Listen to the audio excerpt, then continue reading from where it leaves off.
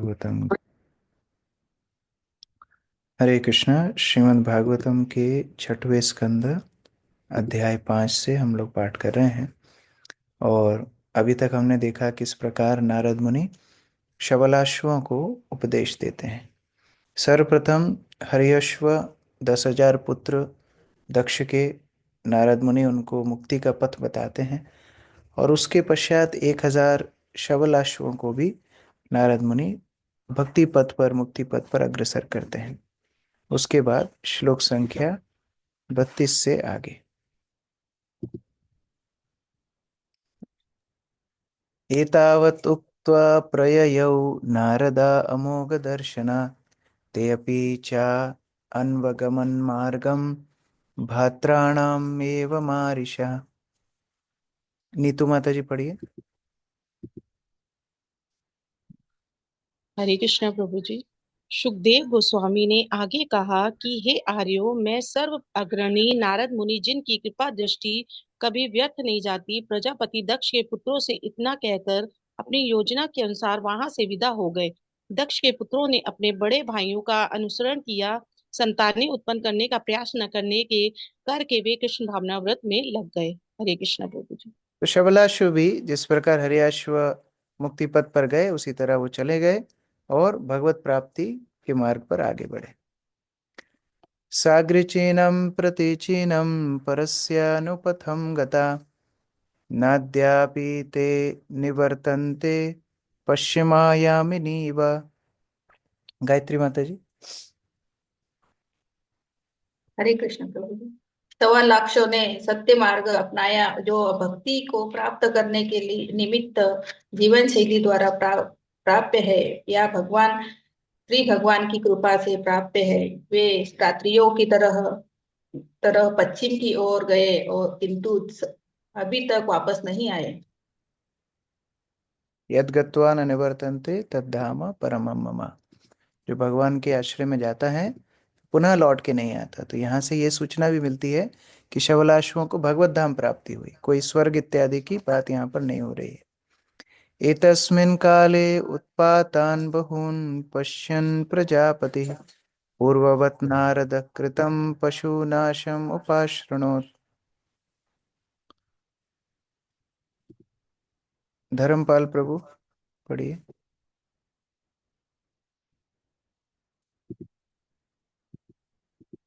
मृणालिनी माता जी। जी प्रभु हरे जी। कृष्णा प्रभु जी। इस समय प्रजापति दक्ष ने अनेक अपशकुन देखे और विविध स्रोतों से सुना कि उनके पुत्रों की दूसरी टोली स्वलाक्षों ने नारद मुनि के उपदेशों के अनुसार अपने ज्येष्ठ भाइयों के ही मार्ग का अनुसरण किया है। हरे कृष्ण। यहाँ प्रजापति दक्ष को अपशगुन दिखने लगे। अपशगुन क्यों दिखने लगे? उसके उद्देश्य पूरा नहीं हुआ, उसके सारे पुत्र लौट करके नहीं आए, दूसरी टोली भी गई, शवलाक्ष भी लौट के नहीं आए। दक्ष प्रजापति को चिंता हो गई, अपशगुन देखने लगा, अनहित देखने लगा खुद का। लोक संख्या 35। चुक्रोध नारदास्यासु पुत्र शोक विमूर्छिता देवर्षिम अपलब्धाय रोषाद विस्फोरिता धरा। प्रमोदानंद प्रभु जी।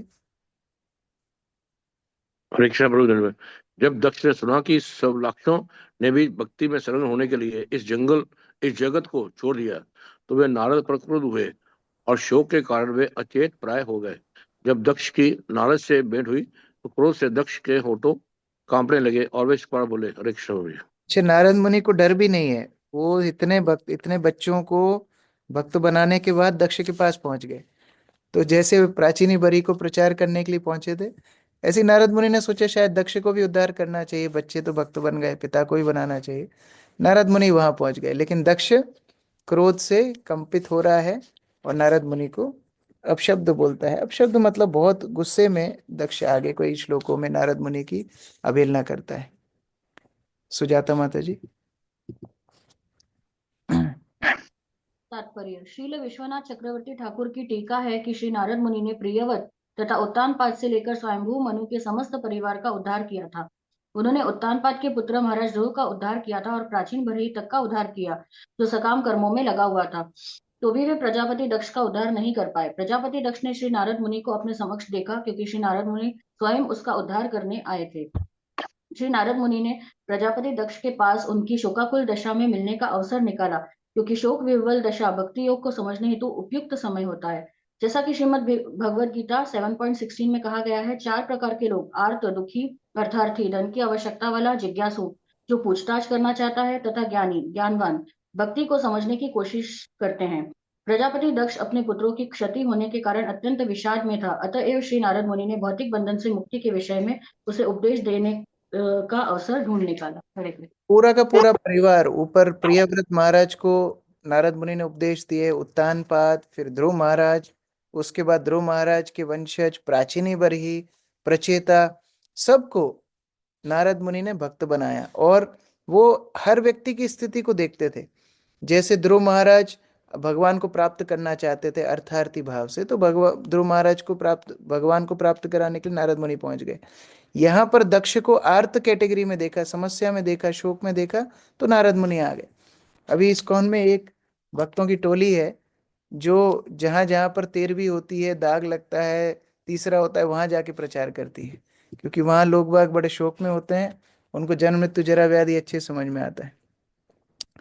श्री दक्ष उवाच अहो असाधु साधूनां साधुलिंगेन नस्त्वया असाधु आकारी अर्भकानां भिक्षुर्मार्ग प्रदर्शितः। आशीष प्रभु। हरे कृष्ण प्रभु जी। अनुवाद। प्रजापति दक्ष ने कहा, हाय नारद मुनि, तुम संत पुरुष का वेश धारण करते हो, किंतु तुम वास्तव में संत हो नहीं। यद्यपि अब मैं गृहस्थ जीवन में हूँ, किंतु मैं संत पुरुष हूँ। तुमने मेरे पुत्र को सन्यास का मार्ग दिखाकर मेरे साथ निंदनीय अन्याय किया है। हरे कृष्ण। यहाँ पर दक्ष नारद मुनि को अपशब्द बोल रहा है। अहो असाधु साधु नाम, तुम वास्तव में असाधु हो, बेईमान हो, अभक्त हो। साधु का केवल तुमने वेश पहन पहन रखा है, और वास्तव में साधु तो मैं हूँ, क्योंकि मैं ऑल्दो मैं गृहस्थ जीवन में हूँ, लेकिन फिर भी साधु मैं हूँ, क्योंकि तुमने मेरे पुत्रों को सन्यास का मार्ग दिखा दिया। तो इस प्रकार बहुत क्रोध में दक्ष यहाँ पर वचन बोल रहा है। इसी प्रकार से ये जब भगवान शिव को अपराध किया था दक्ष ने, वहां भी भौतिक विचारधारा से ही अपराध किया था कि देखो मैं तुम्हारा ससुर हूं, तुमको मेरा सम्मान करना चाहिए था, तुमने मेरा सम्मान नहीं किया। यहाँ पर भी वही हिसाब से नारद मुनि को असम्मान कर रहा है। केवल क्यों कि उनके बच्चों को उन्होंने कृष्ण भक्ति का मार्ग दिखा दिया। प्रभुपाद ने बड़ा विस्तृत तात्पर्य इसमें दिया है। आरती माता जी। तात्पर्य। श्री चैतन्य महाप्रभु ने कहा, सन्यासी अल्प छिद्र सर्व लोके गाय। श्री चैतन्य चरितामृत मध्य लीला। समाज में अनेक सन्यासी, वानप्रस्थ, गृहस्थ तथा ब्रह्मचारी मिलेंगे, किंतु यदि वे सब अपने कर्तव्यों के अनुसार उचित ढंग से रहें तो उन्हें साधु समझा जाता है। प्रजापति दक्ष निश्चय ही साधु था, क्योंकि उसने ऐसी महान तपस्या थी कि पूर्ण पुरुषोत्तम भगवान श्री विष्णु उसके समक्ष प्रकट हो गए थे। तो भी उसमें त्रुटि निकालने की मनोवृत्ति थी। उसने अनुचित तौर पर सोचा कि श्री नारद मुनि असाधु हैं, क्योंकि श्री नारद मुनि ने उसके इरादों को ध्वस्त कर दिया था। प्रजापति दक्ष ने अपने पुत्रों को नारायण सर के पास तपस्या करने के लिए इसलिए इस अभिलाषा से भेजा था कि वे ज्ञान से युक्त पूर्णतः गृहस्थ बन सके, किंतु श्री नारद मुनि ने तपस्या में उनकी अति उच्च स्थिति का लाभ उठाकर उन्हें संन्यास आश्रम में वैष्णव बनने का उपदेश दिया। यही श्री नारद मुनि तथा उनके अनुयायियों का कर्तव्य है। उन्हें चाहिए कि वे सबको इस जगत का परित्याग करने और भगवत धाम लौटने का मार्ग दिखलाएं। किंतु प्रजापति दक्ष अपने पुत्रों के संबंध में श्री नारद मुनि द्वारा किए गए कर्तव्यों की महानता को नहीं देख सके। श्री नारद मुनि के आचरण को समझने में असमर्थ प्रजापति दक्ष ने श्री नारद मुनि पर असाधु होने का दोषारोपण किया। यहाँ पर बताया जा रहा है, यद्यपि दक्ष हंस गुह्य प्रार्थनाएं करके भगवान को प्रसन्न कर चुका था और उस हिसाब से उसको साधु बुलाए भी, तो वो असाधु कैसे बन गया? क्योंकि उसमें दोष देखने की प्रवृत्ति थी, फॉल्ट फाइंडिंग टेंडेंसी। और अगर ये दोष देखने की प्रवृत्ति व्यक्ति के अंदर होगी तो वो उच्च से उच्च स्थान से भी गिर जाएगा। श्रील भक्ति सिद्धांत सरस्वती ठाकुर बोलते थे कि यदि हम किसी के दोष देखते हैं तो उनके अवगुण हमारे अंदर हम ले लेते हैं। जितने दोष हम देखेंगे उतने दोष हमारे अंदर आ जाएंगे। तो वो यद्यपि नारद मुनि को असाधु बुला रहा है, लेकिन वो दोष देखने की प्रवृत्ति से वो खुद असाधु बन गया है। और ये नारद मुनि का क्या दोष है? वो तो कृष्ण भक्ति का प्रचार कर रहे हैं, जो वास्तव में साधुओं का मुख्य कर्तव्य है। राजीव, आगे पढ़िए।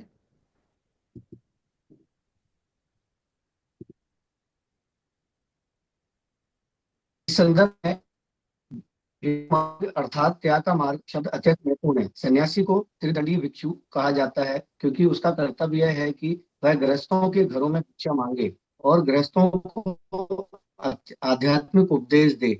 सन्यासी को द्वार द्वार जाकर भिक्षा मांगने की अनुमति है, किंतु गृहस्थ ऐसा नहीं कर सकता। गृहस्थ 4 आश्रमों के विभागों के अनुसार अपनी जीविका चला सकता है। ब्राह्मण, गृहस्थ, विद्वान, पंडित बनकर तथा सामान्य जनों को पूर्ण पुरुषोत्तम भगवान की पूजा करने की विधि सिखाकर जीविका अर्जित कर सकता है। वह स्वयं पूजा का कार्य भी कर सकता है। इसलिए कहा जाता है कि एकमात्र ब्राह्मण ही अर्चा विग्रह पूजा में लगे और लोग अर्चा विग्रह पर जो भी प्रसाद भेंट करे उसे वे ग्रहण करें। यद्यपि कभी कभी ब्राह्मण दान ले सकता है, किंतु वह उसके निजी भरण पोषण हेतु नहीं, अपितु अर्चा विग्रह की पूजा करने हेतु होता है। इस प्रकार ब्राह्मण अपने भावी इस्तेमाल के लिए कुछ भी संग्रह नहीं करता। इसी प्रकार क्षत्रिय नागरिकों से कर वसूल कर सकते हैं और उन्हें नागरिकों की रक्षा भी करनी चाहिए। विधि विधानों को लागू करना चाहिए और कानून तथा व्यवस्था बनाए रखना चाहिए। वैश्यों को कृषि तथा गोरक्षा के द्वारा अपनी जीविका चलानी चाहिए और तथा शूद्रों को 3 उच्च वर्णों की सेवा करके अपनी जीविका चलानी चाहिए। ब्राह्मण बने बिना कोई संन्यास ग्रहण नहीं कर सकता। सन्यासी तथा ब्रह्मचारी द्वार द्वार जाकर भिक्षा मांग सकते हैं, किंतु गृहस्थ नहीं। यहाँ पर भिक्षु प्रजापति अर्थात यहाँ पर बताया जा रहा है किस प्रकार हम तो उनको गृहस्थ बनाना चाहते थे जो ब्रह्मचारी और सन्यासियों को भिक्षा देते, लेकिन इन्होंने उनको भिक्षु स्वयं बना दिया, जो कि अनुचित कार्य किया। तो यहाँ पर दक्ष वो भी आरोप नारद मुनि के ऊपर लगा रहे हैं। जैसे हमारे एक गुरु भ्राता हैं चंद्रशेखर आचार्य प्रभु, लॉस एंजलिस में। तो उनका घर इतना बड़ा था कि जो मेन लॉस एंजलिस में हॉलीवुड का एरिया है, वहाँ पर उनका घर था और 10 से 12 उनके मेन कमरे थे। तो जब वो हरे कृष्णा आंदोलन में जुड़े भक्त बने, तो ब्रह्मचारी कैसे रहते हैं, एक कमरे में 10-12 ब्रह्मचारी रहते हैं। तो उनकी माँ एक बार मंदिर में आई और मंदिर में आकर के जब उन्होंने देखा कि 10-12 भक्त एक साथ रह रहे हैं, जिस लड़के के घर में 10-12 बेडरूम थे वो अभी 10-12 लोगों के साथ एक कमरे में रह रहा है, जमीन पे सो रहा है, तो बड़ी क्रोधित हो गई। वो गुरु महाराज को बोलती हैं, आपने क्या कर दिया मेरे बेटे को, आपने ऐसे गलत स्थान पे रखा है, इतनी प्रताड़ना आप दे रहे हो। तो गुरु महाराज को बोले, उसको ही पूछो वो खुश है कि दुखी है। वो तुम्हारे 10-12 बेडरूम के बंगले में खुश था कि यहाँ पर 10-12 भक्तों के साथ एक कमरे में रहने में खुश है। तो उसी तरह आरोप यहाँ पर दक्ष प्रजापति भी लगा रहे हैं कि कहाँ भिक्षा देने वालों को भिक्षा मांगने में लगा दिया। यामिनी माता जी। प्रजापति दक्ष ने नारद मुनि की निंदा की क्योंकि द्वार द्वार भिक्षा मांगने वाले ब्रह्मचारी नारद ने दक्ष के उन पुत्रों को सन्यासी बना दिया था जो गृहस्थ बनने के लिए प्रशिक्षित किए जा रहे थे। दक्ष नारद पर अत्यधिक क्रुद्ध थे क्योंकि उन्होंने सोचा कि नारद ने उन्हें उनके साथ घोर अन्याय किया है। दक्ष के मतानुसार नारद मुनि ने दक्ष के अनुभवहीन पुत्रों को गुमराह किया था। असाध्व कार्य भरकाणाम। दक्ष अपने पुत्रों को अबोध बालक मानता था जिन्हें नारद ने संन्यास आश्रम दिखलाकर गुमराह बनाया। इन सब बातों के कारण प्रजापति दक्ष ने नारद मुनि पर दोषारोपण किया कि वे असाधु थे और उन्हें साधु का वेश धारण नहीं करना चाहिए था। जब प्रभुपाद प्रचार कर रहे थे तो अमेरिका के जो युवा युवती थे उनके माता पिताओं ने प्रभुपाद के ऊपर एक कोर्ट केस किया था जिसका नाम था ब्रेन वॉशिंग केस। प्रभुपाद को बोला था कि किस तरह इन्होंने हमारे युवा युवतियों को ब्रेन वॉश कर दिया, इनका दिमाग खराब कर दिया कृष्ण भक्ति में लगा करके। तो प्रभुपाद बोलते हैं वॉश कब किया जाता है, साफ कब किया जाता है? जब गंदगी होती है। तुम्हारे बच्चों के दिमाग में गंदगी थी, वही तो मैंने साफ की, तो उसमें मेरा क्या दोष है? दक्ष प्रजापति की परंपरा अभी तक चल रही है। रघुवीर प्रभु। हरे कृष्ण प्रभु। कभी कभी संत पुरुष को गृहस्थों द्वारा गलत समझ लिया जाता है, विशेषतया जब वह गृहस्थों के युवा पुत्रों को कृष्ण भावनामृत स्वीकार करने का उपदेश देता है। सामान्यतया एक गृहस्थ सोचता है कि गृहस्थ जीवन में प्रवेश किए बिना वह संन्यास आश्रम में ठीक से प्रवेश नहीं कर सकता। यदि कोई युवा व्यक्ति श्री नारद मुनि के या उनकी गुरु परंपरा के किसी सदस्य के उपदेशों के अनुसार संन्यास आश्रम का मार्ग अपनाता है तो उसके माता पिता अत्यधिक क्रुद्ध होते हैं। वह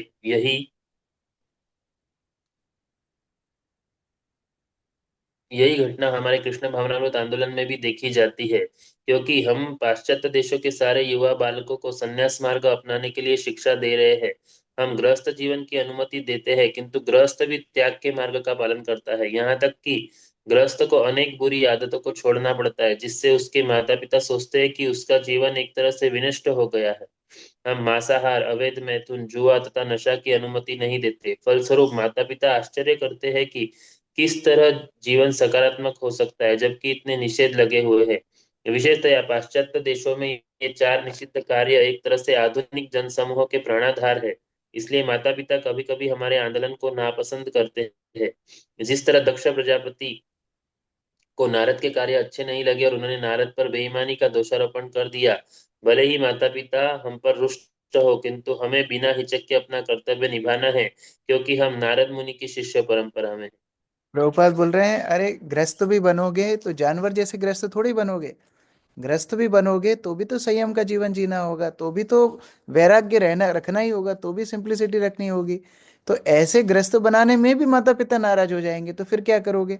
अपना प्रचार को रोक दोगे क्या? हम नारद मुनि की परंपरा में अपने प्रचार को सुचारू रखेंगे जैसे नारद मुनि ने रखा। आशा माता जी। गृहस्थ जीवन में लिप्त रहने वाले लोग आश्चर्य करते हैं कि किस प्रकार कृष्ण भावनावत में साधु बनने मात्र से ही कोई गृहस्थ जीवन के भोग को त्याग सकता है, जो कि काम भोग के लिए छूट है। वे यह नहीं जानते हैं कि गृहस्थ को मिली यौन जीवन की छूट तब तक नियमित नहीं की जा सकती जब तक वह साधु का जीवन न बिताए। अतः वैदिक सभ्यता का आदेश है कि 50 वर्ष की आयु होते ही मनुष्य गृहस्थ जीवन का परित्याग कर दे। यह अनिवार्य है, किंतु आधुनिक सभ्यता भ्रमित हो चुकी है। अतः गृहस्थ लोग मृत्यु तक पारिवारिक जीवन में लगे रहना चाहते हैं, इसलिए वे कष्ट उठा रहे हैं। ऐसे विषयों में श्री नारद मुनि के शिष्य तरुण पीढ़ी के सभी सदस्यों को कृष्ण भावनामृत आंदोलन के अविलंब शरीक होने की सलाह देते हैं। इसमें कोई बुराई नहीं है। जयदत्त स्वामी महाराज बोलते हैं, there are 2 problems in our society, one is temporary renounced life and one is eternal grihastha life. एक तो है जो सन्यास के पथ पर चलते हैं फिर वो इधर उधर डगमगा जाते हैं, और दूसरा जो गृहस्थ आश्रम में जाते हैं वो बाहर ही निकलने की इच्छा नहीं करते, एकदम मरते दम तक घर छोड़ने की उनको इच्छा नहीं होती। जबकि वर्णाश्रम के हिसाब से प्रभुपाद बोल रहे हैं, दिस इज कंपलसरी। 50 वर्ष की आयु के बाद गृहस्थ जीवन से आसक्ति कम करना चाहिए, भगवान के भजन में, प्रभुपाद के आंदोलन में पूर्ण रूप से समर्पण होने का प्रयास करना चाहिए। प्रयास क्या करना चाहिए? प्रभुपाद बोले कंपलसरी करना ही चाहिए। ऋणस्त्रिभिर अमुक्तानाम अमीमांसित कर्मणाम विगतः श्रेयसः पाप लोकयोरुभयो कृता। पिंकी माता जी। प्रजापति दक्ष ने कहा, मेरे पुत्र अपने 3 ऋणों से मुक्त भी नहीं हुए थे। दरअसल उन्होंने ठीक से अपने कर्तव्यों पर विचार भी नहीं किया था। रे नारद मुनि, रे साक्षात पाप कर्म, तुमने इस जगत में उनके सौभाग्य की प्रगति में बाधा डाली है। और दूसरी बात यह कि अभी भी वे संत पुरुषों, देवताओं तथा अपने पिता के ऋणी हैं। 3 प्रकार के ऋण किसी भी व्यक्ति पे जन्म लेते ही होते हैं। एक देवताओं का ऋण, दूसरा साधुओं का ऋण, और तीसरा पिता ऋण यानी परिवार का ऋण। और ये 3 ऋणों से व्यक्ति पूरे जीवन मुक्त नहीं हो पाता, उसको अपने कर्तव्य करने होते हैं। इसीलिए यहाँ दक्ष बोल रहा है, तुमने उनको सन्यासी बना दिया, वो जा करके पता नहीं कहाँ पर चले गए, ये 3 ऋणों से कैसे मुक्त होंगे? प्रभुपाद तात्पर्य में बता रहे हैं कैसे कृष्ण भक्ति करने वाला कोई भी ऋण में नहीं बंधा होता। अर्चना माता जी। ज्यों ही ब्राह्मण जनता है उस पर 3 ऋण चढ़ जाते हैं, ऋषि ऋण, देव ऋण तथा पितृ ऋण। संत पुरुषों के ऋण से उऋण होने के लिए ब्राह्मण के पुत्र को ब्रह्मचर्य पालन करना आवश्यक है। देव ऋण से उऋण होने के लिए कर्मकांड करना तथा पितृ ऋण से उऋण होने के लिए उसे संतान उत्पन्न करना आवश्यक है। प्रजापति दक्ष ने तर्क किया किया है कि यद्यपि मुक्ति के लिए संन्यास आश्रम की संस्तुति की जाती है, किंतु जब तक वह देवताओं, संतों तथा अपने पिता के प्रति कर्तव्यों को पूरा नहीं कर लेता, वह मुक्ति नहीं पा सकता। चूंकि दक्ष के पुत्र इन 3 ऋणों से मुक्त नहीं हो पाए थे, अतः नारद मुनि ने उन्हें संन्यास जीवन की ओर कैसे ले गए। तो 3 स्पष्ट है कि प्रकार के ऋणों को मुक्त होने के लिए 3 चीजें बताई हैं। एक, साधुओं के प्रति ऋण से मुक्त होने के लिए ब्रह्मचर्य व्रत का पालन करना। दूसरा, जब गृहस्थ आश्रम में प्रवेश करेगा संतान उत्पत्ति करके पितृ ऋण से मुक्त होना। और तीसरा, कर्मकांड इत्यादि यज्ञ करके देवताओं के ऋण से मुक्त होना। तो ये तीनों ही उन्होंने नहीं किए तो कैसे उनका जीवन होगा? वो तो पाप कर रहे हैं, वो तो फिर नरक में जाएंगे, ऐसा संशय यहाँ पर दक्ष के मन में था। मीनू माता जी पढ़िए। यहाँ बहुत सुंदर श्लोक है 11 स्कंद से। देवर्षि प्राप्त नृणाम च पितृणाम न किंकरो नायम ऋणिम च राजन सर्वात्मना या शरणम शरण्यम गतो मुकुंदम परिहृत्य करतम। बहुत विशेष श्लोक है। हर व्यक्ति देवताओं, सामान्य जीवों, अपने परिवार, पिता इत्यादि का ऋणी होता है, किंतु यदि कोई मुक्ति प्रदाता भगवान श्री कृष्ण या मुकुंद की शरण में पूर्ण रूप से चला जाता है, तो यदि वह यज्ञ न भी कर पाए तो भी सारे ऋणों से उत्तीर्ण हो जाता है। यदि कोई उन पूर्ण पुरुषोत्तम भगवान के लिए भौतिक जगत का परित्याग कर देता है, जिनके चरण कमल हर एक के आश्रय है, तो वह अपने ऋणों से उत्तीर्ण हुए बिना ही मुक्त हो जाता है। ये शास्त्र का निर्णय है। अतः श्री नारद मुनि प्रजापति दक्ष के पुत्रों को तुरंत ही इस भौतिक जगत का परित्याग करने तथा पूर्ण पुरुषोत्तम भगवान की शरण ग्रहण करने के लिए उपदेश देने में पूरी तरह से सही थे। दुर्भाग्यवश हर्षों तथा सब लक्ष्यों के पिता प्रजापति दक्ष श्री नारद मुनि द्वारा की गई महती सेवा को समझ नहीं सके। अतः प्रजापति दक्ष ने उन्हें पाप, साक्षात पाप कर्म तथा असाधु असंत पुरुष कहकर संबोधित किया। चूंकि श्री नारद मुनि महान संत तथा वैष्णव थे, अतः उन्होंने प्रजापति दक्ष के ऐसे समस्त आरोपों को सहन कर लिया। उन्होंने तो प्रजापति दक्ष के सारे पुत्रों का उद्धार करके उन्हें भगवत धाम वापस जाने में समर्थ बनाकर वैष्णव के रूप में केवल अपना कर्तव्य पूरा किया था। तो यद्यपि ये सारे ऋण हैं, लेकिन व्यक्ति कहाँ समर्थवान है कि ये सारे ऋणों से ठीक ठीक प्रकार से मुक्त हो जाए। किसी न किसी प्रकार की त्रुटियां यज्ञ इत्यादि कर्मकांड में भी होती हैं, ब्रह्मचर्य में भी होती हैं, और अलग अलग जो भी समस्याएं व्यक्ति को जीवन में झेलनी पड़ती हैं, और पाप कर्मों की सृष्टि करता है। लेकिन गतो मुकुंदम परिहृत्य करतम, यदि भगवान मुकुंद के ऊपर कोई आश्रय लेगा तो वो सारे ऋणों से मुक्त हो जाएगा। ना किंकरो नायम ऋणिम च राजन, ना वो किसी का दास है, ना वो किसी का ऋणी है। ये भागवत का वचन है। तो इस प्रकार नारद मुनि ने वास्तव में उनको इसी जीवन का नहीं, जन्म जन्मांतर के ऋण से मुक्त किया। दक्ष प्रजापति उस वचन को, उस बात को समझ नहीं पा रहा। एवं त्वं निरंकुर निरनुक्रोशो बालानां मतिभिध्वरे पार्षदा मध्यचरसि यशोहा निरपत्रपा। Vedant Prabhu. Hare Krishna Prabhu ji, I am audible? Yes. Prajapati Daksha ने आगे कहा, इस तरह अन्य जीवों के प्रति हिंसा करके भी अपने को भगवान विष्णु का पार्षद कहते हुए तुम भगवान को बदनाम कर रहे हो। तुम्हें व्यर्थ ही अबोध बालकों में संन्यास की प्रवृत्ति उत्पन्न की, इसलिए तुम निर्लज निर्दयी हो। तुम भगवान के निजी संगियों के साथ किस तरह विचरण कर सकते हो? सुना सुना लग रहा है ये वचन। लोग भक्तों को ऐसा ही बोलते हैं। अभी मैं कुछ दिन पहले ही मुझे एक वीडियो भेजा था। एक व्यक्ति, एक एक भक्त भगवत गीता बांट रहा था सड़क पे, उसको इसी तरह शब्द बोल रहा था, तुम लोग अपने आप को भक्त बोलते हो और हमारी माँ स्वरूप गीता को तुम सड़क पर बेच रहे हो।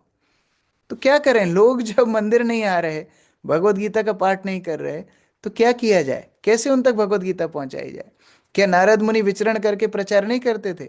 नारद मुनि क्या घर में बैठ करके प्रचार करते थे कि उन्होंने ऑडिटोरियम में प्रोग्राम किया था? वो तो गली गली जा करके, वन वन जा करके भगवत गीता का, भागवत का प्रचार करते थे। तो ये परंपरा अविरत चलती आ रही है, शाश्वत काल से चलती आ रही है, जहाँ पर साधु लोग जा करके बद्ध जीव को प्रचार करते हैं। लेकिन व्यक्ति को उसी में दोष दिखता है। यहाँ पर बोल रहे हैं तुम कैसे पार्षद हो? वास्तव में तुम्हें तो भगवान का पार्षद ही कहलाना नहीं चाहिए। तुम निर्लज्ज हो, निर्दयी हो। जबकि प्रचार कार्य सबसे बड़ा दया का काम है, जहाँ व्यक्ति अपने आप को समस्या में डाल करके, अपने आप को कितनी असुविधा में डाल करके प्रचार करते हैं। लेकिन प्रजापति, ये सारे देखिए, भागवत ना सारी मानसिकताएं बताती है। भागवत के माध्यम से हम main psychology, women psychology, atheist psychology, theist psychology, सारी साइकोलॉजी समझ सकते हैं। तो यहाँ पर जो प्रचार कार्य में हमको समस्याएं आती हैं, वो सब कोई नई समस्याएं नहीं है। ये प्रजापति दक्ष के माध्यम से भागवत हमें समझा रही है कि ये समस्याएं आएंगी, ये चुनौतियां आएंगी, फिर भी हमको उत्साह से भगवत भक्ति का प्रचार करते रहना है। हंसराज प्रभु। हरे कृष्णा प्रभु जी, धन्यवाद प्रणाम। प्रजापति दक्ष, तात्पर्य, प्रजापति दक्ष की यह मनोवृत्ति आज भी बनी हुई है। आज युवागण कृष्ण भावनामृत आंदोलन में शरीक होते हैं तो उनके पिता एवं तथाकथित अभिभावक कृष्ण भावनामृत आंदोलन के संस्थापक पर अत्यधिक क्रूर होते हैं, क्योंकि वे सोचते हैं कि उनके पुत्रों को व्यर्थ ही प्रेरित करके उन्हें खाने पीने तथा मौज उड़ाने के भौतिक भोगों से वंचित कर दिया गया है।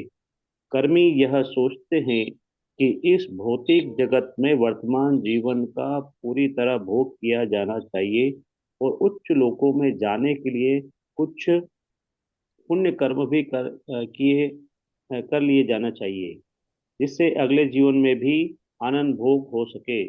किंतु योगी, और वह भी भक्ति योगी, इस भौतिक जगत के मतों के प्रति क्रूर होता है। वह अब अगर हम लोग इसको ठीक प्रकार से सोचें भी, तो खाना पीना मौज करना वास्तव में भक्ति में आके तो ज्यादा ही होता है। खाना पीना ज्यादा ही होता है, भक्तों के साथ में आनंद ज्यादा ही होता है, नाच गाना ज्यादा ही होता है। लेकिन लोगों को ऐसा लगता है कि अरे कि इनके जीवन से सारे रंग उड़ गए। अरे अगर एक हंस कौओं के साथ बैठना बंद कर दे, इसका मतलब ये नहीं कि वो आनंद नहीं उठा रहा, वो कचरा नहीं खा रहा, बस कौए कचरे में ही खुश हैं। तो ऐसे भौतिकवादी लोगों के मत को भक्त लोग कभी स्वीकार नहीं करते। वो भागवत धर्म को पालन करके शाश्वत आनंद को प्राप्त करते हैं। महारानी माता जी।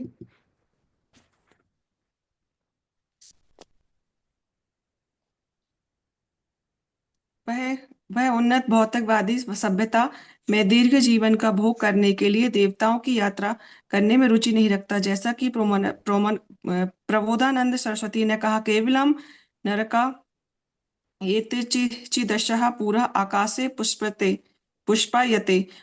भक्त के लिए ब्रह्म में तदात्मा नरक के तुल्य है और देवलोकों का जीवन मृग तृष्णा के समान है, जिसका कोई अस्तित्व नहीं होता। शुद्ध भक्त योग सिद्धि, उच्च लोगों की यात्रा या ब्रह्म में से एकाकार होने की रुचि नहीं रखता। वह तो एकमात्र भगवान की सेवा में रुचि रखता है।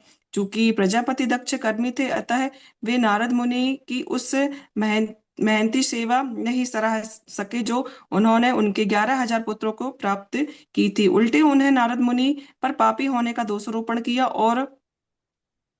और यह आरोप लगाया कि चूंकि नारद मुनि भगवान के साथ रहते हैं, इसलिए भगवान भी बदनाम हो जाएंगे। इस तरह दक्ष की निंदा की नारद मुनि भगवान के प्रति अपराधी हैं, यद्यपि वे भगवान के पार्षद हो जाने जाते हैं। हरे कृष्ण। तो अगर कोई व्यक्ति भौतिक संसार में, मान लीजिए किसी का परिवार है और उस परिवार के किसी बच्चे को किसी व्यक्ति ने अमेरिका का वीज़ा दिलवा दिया, वहाँ नौकरी दिलवा दी, वहाँ पर घर दिलवा दिया, वहाँ पर सेट करवा दिया, तो पूरे परिवार के लोग कितने कृतज्ञ होते हैं कि अरे देखो, उन्होंने फलाने व्यक्ति ने हमारे बच्चे को अमेरिका पहुँचवा दिया, अब वो जीवन में बहुत खुश है। क्यों? क्योंकि हम भौतिक संपदा का महत्व जानते हैं, लेकिन भगवत धाम का महत्व नहीं जानते। जिस भगवत धाम में अविरत रूप से, शाश्वत रूप से व्यक्ति भगवान की सेवा करेगा, वहाँ पर कोई जन्म मृत्यु जरा व्याधि नहीं होगी, वहाँ पर जो व्यक्ति पहुँचाने में मदद करता है उसके लिए कृतज्ञता नहीं होती है। तो ये शारीरिक चेतना के कारण होता है, जो यहाँ पर हम दक्ष प्रजापति के माध्यम से देख रहे हैं। और भी अच्छी अच्छी गालियाँ दी हैं दक्ष ने, आगे हम लोग कल पाठ करेंगे। हरे कृष्ण। ग्रंथराज श्रीमद् भागवतम की जय, श्रील प्रभुपाद की जय। किसी का कोई प्रश्न है? परमेश्वरी माता जी। हरे कृष्णा प्रभु जी, दंडवत प्रणाम।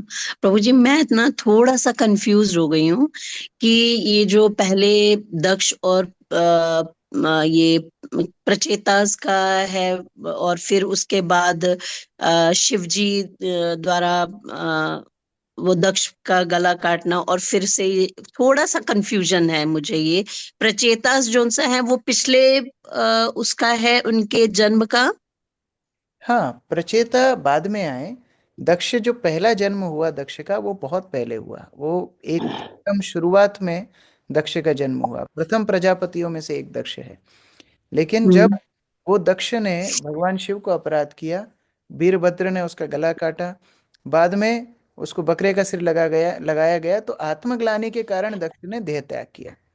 अब ये बाद में आ रहा है, प्रचेता इत्यादि के बाद, बहुत ज्यादा वंश के बाद अभी यहाँ पर जो प्रचेताओं की विवाह हुआ, तो उनके साथ पहला पुत्र ये दक्ष प्रजापति के रूप में दोबारा जन्म लेता है। तो ये इसका दूसरा जन्म है। ये प्रचेता बहुत पीढ़ी बाद में आए। पहले दक्ष एक बार हो चुका था, उसकी मृत्यु के बाद फिर आए। तो आप भागवतम में लास्ट में देखोगी, ये जो बड़ी वाली भागवतम है, इसमें पीछे पूरा चार्ट दे रखा है। आप उस चार्ट को रेफर कर। एक्चुअली मेरे को हिंदी में ना, हिंदी में चार्ट नहीं होता। ओह, अच्छा अच्छा, ठीक है, मैं इसका फोटो निकाल के फिर ग्रुप में भेजूंगा। हाँ, जी जी प्रभु, थैंक यू प्रभु जी। ये पूरे चार्ट्स दिए हुए हैं। ये कृष्ण से बलराम, संकर्षण, महासंकर्षण, महाविष्णु, गर्भोदक्षाई, ब्रह्मा, स्वयंभू, मनु, उत्तानपाद, प्रजापति, शिशु, ध्रुव। उसके बाद ध्रुव से शुरू करके ये पूरा वंश आया है प्रचेताओं तक। बहुत सारी पीढ़ी बीच में है। चक्षुषा मनु भी है, वेण भी है, पृथु महाराज भी हैं। ये सारी कथाएं हमने पहले पढ़ी। गय महाराज भी हैं, प्राचीनी, बरी, प्रचेता, मरीषा के साथ दक्ष और अक्षिणी, और फिर 11,000 पुत्र जिनको नारद मुनि ने बनाया। तो ये पूरा चार्ट ये भागवत के पीछे दे रखा है। हंसराज ठीक है प्रभु जी, थैंक यू सो मच। हरे कृष्णा प्रभु जी, दंडवत प्रणाम। यस प्रभु जी, ये 3 ऋण जो होते हैं, आपने बताया देवताओं का ऋण, साधुओं का ऋण और पितृ ऋण। तो साधुओं का ऋण से ब्रह्मचर्य से हमारा क्या संबंध है उनका? मतलब हम साधुओं का ऋण ब्रह्मचर्य से कैसे उतार सकते हैं? देखिए, 25 वर्ष जो ब्रह्मचर्य व्रत का पालन होता था, वो केवल ब्रह्मचारी व्रत मतलब केवल सेलिबसी नहीं है। उसका मतलब है ब्रह्म में जो रमण करे वो है ब्रह्मचारी। अर्थात वो लोग साधुओं के दिखाए गए मार्ग पर चलते थे, उनके शास्त्र पढ़ते थे, उनसे शिक्षा लेते थे। तो ये जो 25 वर्ष का समय है, वास्तव में मनुष्य जीवन वो साधुओं के स्फूर्त रहता था। और उसके बाद जब विवाह करते थे, तब वो फिर घर में आकर के रहते थे। जैसे भगवान राम वशिष्ठ मुनि के आश्रम में 25 वर्ष तक रहे, तो उस तरह हर आश्रम का एक सेक्शन हमेशा साधुओं के अधीनस्थ रहेगा, जो कि ब्रह्मचारी जीवन है। तो यहाँ ब्रह्मचारी का मतलब ये नहीं है कि केवल घर में सेलिबसी फॉलो करना। वो 25 वर्ष जहाँ ब्रह्मचारी व्रत पालन करते करते साधुओं के मार्गदर्शन में बच्चे की शिक्षा दीक्षा इत्यादि होती थी, तो उससे साधुओं का ऋण उतरता था। और ये देवताओं का, प्रभु जी, देवताओं का कर्म कांड करने से कैसे कनेक्शन है? जैसे गृहस्थ लोगों को दान करना, तप करना, यज्ञ करना, ये सारे कर्मकांड अनिवार्य हैं। नहीं तो देवताओं का ऋण नहीं उतरता। जैसे सूर्य हमको प्रकाश दे रहा है, जल आ रहा है, इंद्र वर्षा दे रहे हैं, सारी जो फैसिलिटीज हम ले रहे हैं, तो उसका बिल कौन भरेगा? तो ये देवताओं का ऋण उतरता है कर्मकांड से।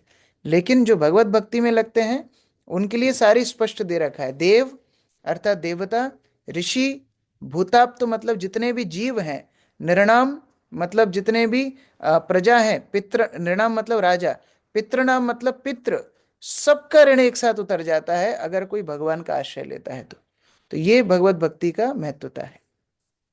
प्रभु जी, ये जैसे जो भक्ति करता है उससे तो ऋण उतार देते हैं, परंतु जो भक्ति नहीं करता है और ये तीनों ऋण नहीं उतार पाता है, उनको तो दोष उसका क्या लगता है, होता है? परेशान होते हैं, फिर कुंडली दिखाते हैं, इधर उधर जाते हैं, हमको पितृ दोष हो गया, हमको ये दोष हो गया, वो दोष हो गया, इधर उधर भागते हैं फिर। और जी, एक और ये आखिरी, पिता का संतान पितृ ऋण जो संतान उत्पन्न करके करते हैं, ये कैसा सब प्रभु जी? देखिए, जब कोई व्यक्ति संतान उत्पत्ति करता है और उनको अच्छे संस्कार देता है, तो आगे जाके वो संतान पिंडदान इत्यादि करता है। इस प्रकार से पितृ ऋण उतरता है। तो ये जरूरी है। लेकिन अगर कोई भगवत भक्त है, जैसे प्रहलाद महाराज, उनकी 21 पीढ़ी भगवान ने तार दी, क्योंकि वो भगवत भक्त बन गया, फिर उनको करने की जरूरत नहीं, पिंडदान इत्यादि उस तरह। थैंक यू प्रभु जी। हरे कृष्णा। अक्रूर प्रभु। हरे कृष्णा प्रभु जी। प्रभु जी, ये श्लोक 36 का तात्पर्य इसमें महाप्रभु का जो चेतन चेतन से कोट किया है श्लोक, सन्यासी अर्प छिद्र सब लोके गाय। ठीक है, तात्पर्य इसका मतलब है चैतन्य महाप्रभु बताते हैं कि सन्यासी का चरित्र एकदम शुद्ध होना चाहिए। अगर सन्यासी के चरित्र में एक भी दाग होगा तो पूरा पूरा संसार उसके बारे में चर्चा करेगा। जैसे मानो कोई व्यक्ति एकदम सफेद धोती कुर्ता पहन करके आए, टिप टॉप प्रेस करा के, उसमें अगर एक थोड़ा सा भी धब्बा लग जाता है तो सब लोग बोलते हैं प्रभु जी ये दाग कैसे लग गया, ये दाग कैसे लग गया। अब कोई एकदम चेक वाली लुंगी पहन करके आए और उस पर पूरी कड़ी भी फैल जाए तो दिखेगी नहीं। तो जैसे व्यक्ति संसारी है, उनके चरित्र में कोई गड़बड़ होती है तो लोगों को कोई फर्क नहीं पड़ता है, ये तो संसारी व्यक्ति है, इनका चरित्र तो होगा ही गड़बड़। लेकिन जो सन्यासी हैं उनका चरित्र एकदम स्पष्ट, एकदम क्लियर होना चाहिए, उसमें किसी प्रकार का दाग नहीं होना चाहिए। वो चैतन्य महाप्रभु यहाँ पर बता रहे हैं।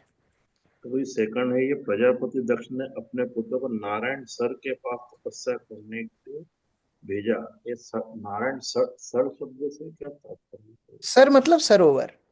तो ये अब पिछली बार आया था, जैसे हरियाश्व भी वहीं पर गए थे नारायण सरोवर के पास तपस्या करने, और फिर बाद में शवलाश्व भी गए थे। तो उस तरह। तीसरा प्रभु जी, ये जो ही ब्राह्मण जन्मता है उस पर 3 ऋण चढ़ जाते हैं, तो जन्म से तो सभी शुद्ध ही होते हैं लगभग। तो कोई भी ब्राह्मण व्यक्ति के ऊपर यहाँ पर बताया जा रहा है, ब्राह्मण के लेकिन सभी लोगों के ऊपर ये ऋण चढ़ते हैं। जी। जो जितना जिम्मेदार है उससे ज्यादा अपेक्षा होती है, जो नीचे है वर्णाश्रम में उससे उतनी अपेक्षा नहीं होती, लेकिन जो ब्राह्मण है, जो पूरे समाज को दिशा दिखाने वाला है, उससे फिर ज्यादा अपेक्षा होती है। इसलिए प्रभुपाद ने वहां ब्राह्मण शब्द लिखा है। थैंक यू प्रभु जी। हरे कृष्ण। प्रणाम। सरिता माता जी। हरे कृष्ण प्रभु जी, धन्यवाद यस प्रभु जी। मेरा क्वेश्चन ये है, राधे राजा यमराज जी तो 12 महाजन में से एक हैं, उनके दूध क्यों ऐसे विकराल जैसे लगते हैं? एक्चुअली देखिए, जो यमराज की सेवा है वो सेवा ऐसी है कि दुष्टों को पकड़ के उनको दंड देना। अब दंड जो सतोगुणी लोग हैं वो नहीं दे पाएंगे। मान लो आपको कोई बोले कि ये कोड़ा हाथ में लो और लगाओ पीठ पर अपने पतिदेव के 100 कोड़े जमाओ, तो बहुत मुश्किल होगा ना, कोई भी इस तरह काम नहीं कर पाएगा। तो क्रूर व्यक्ति ही इस तरह की पनिशमेंट दे पाता है। तो क्या करते हैं, जो लोग सजा काटने आते हैं उनमें से ही कुछ लोगों को प्रेत बना करके यमदूत बना देते हैं। ये लोग कोई स्पेशल फोर्स नहीं है। जैसे जेल में जो कैदी होते हैं ना, उन्हीं में से किसी को खाने का इंचार्ज, किसी को पत्थर तोड़ने का इंचार्ज, किसी को सफाई का इंचार्ज बना दिया जाता है। तो उसी तरह जो सजा काटने आते हैं उन्हीं में से कुछ टाइम के लिए ड्यूटी दे दी जाती है, ओके तुम कुछ टाइम के लिए यमदूत बनो, दूसरों को कोड़े मारो। तो तभी वो लोग इस तरह का काम कर पाते हैं, नहीं तो कोई भी सतोगुणी व्यक्ति, कोई शिष्टाचारी व्यक्ति वो काम नहीं कर पाएगा। वो उसका मतलब है। दीपिका माता जी।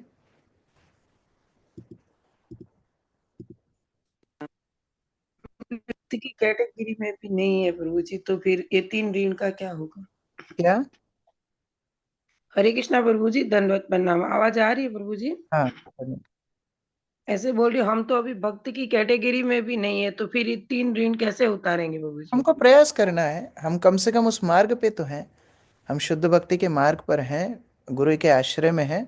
हमको प्रयास करना चाहिए, गुरु के निर्देश को हम लोग गंभीरता से पालन करेंगे तो सारे ऋण से हम मुक्त हो जाएंगे। आज हम परिपक्व नहीं है। प्रभुपाद उदाहरण देते थे, कच्चा आम और पक्का आम। अगर आम पेड़ में लगा रहेगा तो हो सकता है आज कच्चा हो लेकिन बाद में पक जाएगा। तो उसी तरह परंपरा के आश्रम में हम रहेंगे तो फिर शुद्ध भक्ति के पथ पर भी हम चल पाएंगे। ओके, थैंक यू प्रभु जी। किसी का प्रश्न है? यहाँ बहुत सारे भक्त मुझे अपना एसोसिएशन देने आए हैं। मंगला आरती में ये सब भक्त आए थे। हरि बोल हरि बोल हरि बोल। यस प्रभु। हरि बोल प्रभु जी, हरि बोल। हरी बोल प्रभु जी।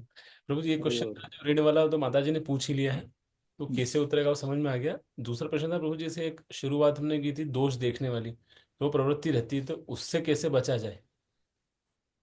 प्रश्न है दोष देखने की प्रवृत्ति से कैसे बचा जाए। इसका उल्टा है, antidote of envy is appreciation. भक्तों के गुण देखना हमको शुरू करना है। तो जिनके प्रति हमारी ज़्यादा ईर्ष्या है या दोष देखने की प्रवृत्ति है, एक कॉपी पेन लेकर के उनके गुण लिखना शुरू करना चाहिए। हर भक्त में बहुत सारे गुण हैं, उन गुणों को हम जब आपस में चर्चा करते हैं, धीरे धीरे धीरे दोष देखने की प्रवृत्ति जाती है। और दूसरा, भक्ति सिद्धांत सरस्वती ठाकुर बताते थे, हम बहुत एक्सपर्ट हैं दोष देखने में, हमको अपने अंदर दोष देखने चाहिए। तो हम जब अपने दोष लिखना शुरू करेंगे तो हमको लगेगा कि क्या बोलते हैं, दुनिया में कितना गम है, मेरा गम कितना कम है। तो इस तरह भक्तों के अंदर कितने गुण हैं, मेरे गुण इसके सामने कितने छोटे हैं। तो ये देख करके हम दोष देखने की प्रवृत्ति से मुक्त हो सकते हैं। ठीक है, जैसे वो बोलते हैं ना कि एक बार छन्नी सुई को बोलती है तुम्हारे अंदर छेद है, और छन्नी पूरे छेदों से भरी हुई है, वो सुई को बोल रही है तुम्हारे अंदर छेद है। तो ये खुद के दोष देखने चाहिए। और प्रश्न है?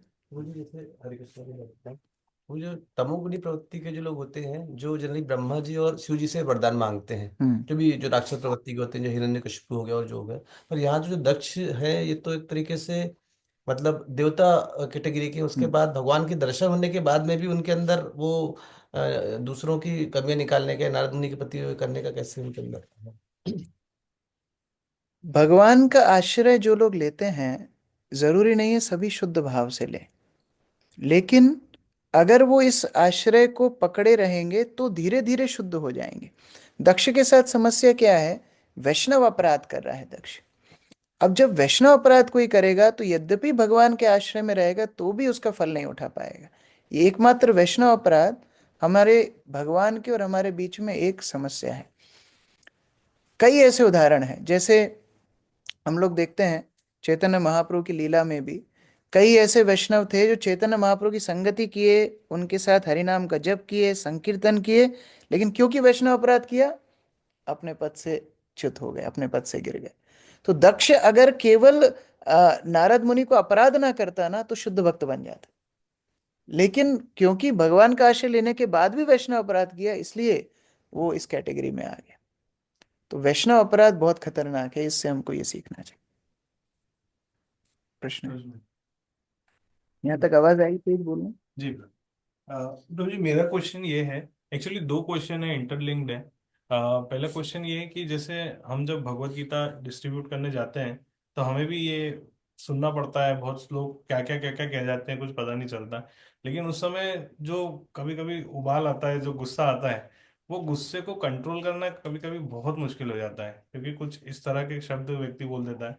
फिर दूसरे समय ये भी याद आता है कि अरे हम प्रभुपाद जी के मूवमेंट में हैं, बट अब बोल दिया तो अब उसका क्या करें, कैसे करें कि हम कंट्रोल करें, पहला। और दूसरा क्वेश्चन इससे इंटरलिंक्ड है कि प्रभु जी, हम आम जिंदगी में भी नॉर्मली जब जीते हैं तो गुस्सा तो नेचुरल बाय नेचुरल आ जाता है, तो किस तरह से उस चीज को कंट्रोल भी करें और अपने माइंड को उस तरह से कन्वर्ट करें कि हम गुस्सा भी ना करें और अपने प्रचार में भी लगे। गुरु महाराज बताते थे दो चीज। एक, जब हमारे प्रचार में ऐसी समस्याएं आए, ऐसी चुनौतीपूर्ण ढंग से कोई बात करे, दो चीजें हम कर सकते हैं, एक्चुअली तीन चीजें कर सकते हैं। या तो आप एक संयम के साथ उसका उत्तर दो जिससे वो कन्विंस हो जाए, ये किया जा सकता है। यदि आपको लग रहा है कि आप संयम खो रहे हो, आपको क्रोध आ रहा है, दो चीजें आप कर सकते हो। एक, वहां से चुपचाप चले जाओ, शांति रखो, वहां से चले जाओ, क्योंकि आपकी चेतना उस समय शुद्ध नहीं है।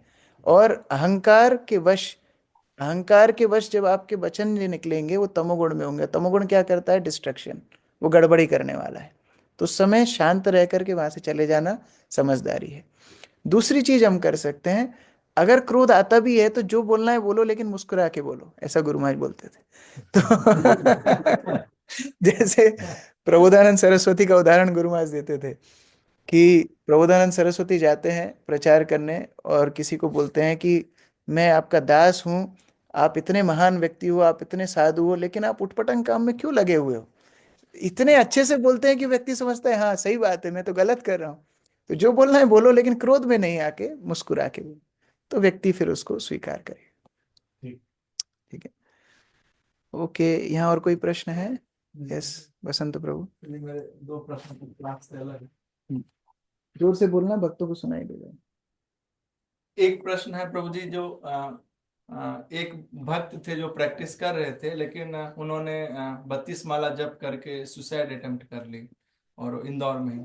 तो उस भक्त की क्या गति होगी और उनसे क्या हम शिक्षा ले सकते हैं? सुसाइड कर लिया ऑलरेडी? कर लिए और शरीर छोड़ दिए, और वो भी कुछ ऐसे सिचुएशन थे जो किसी से प्रेम करते थे, और उसमें, और वो यहाँ हमारे साथ कई बार सुबह 3:30 बजे मंगल आरती में भी हम साथ में आते थे।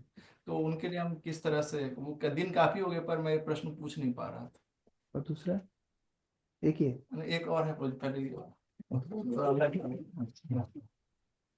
प्रश्न है, एक भक्त था, 32 माला करता था, आत्महत्या कर लिया, उसके लिए हम लोग क्या करें? देखिए, कई बार क्या होता है, हमारी समझ भक्ति में प्रगाढ़ नहीं हो पाती, ठीक मार्गदर्शन के अभाव में हम लोग भक्ति को समझ नहीं पाए। एक जो बेसिक अंडरस्टैंडिंग है कि भगवान की सारी संपत्ति है, ये शरीर भी भगवान का है, तो कैसे कोई वैष्णव अपने शरीर को भगवान से छुड़ा सकता है? सनातन गोस्वामी जो चैतन्य महाप्रभु के इतने अंतरंग पार्षद थे, उनको जंगल के रास्ते में चलते चलते फोड़े हो गए, और वो फोड़े होने के कारण से उनके पूरे शरीर से पस निकलती थी, रक्त निकलता था। वो जगन्नाथपुरी पहुंचे। जगन्नाथपुरी पहुंचने के बाद चैतन्य महाप्रभु उनको जब भी मिलते आलिंगन करते। अब चैतन्य महाप्रभु जो उनको गले से लगाएंगे तो उनके शरीर के फोड़े, पस, खून चैतन्य महाप्रभु के शरीर पे लग जाता था।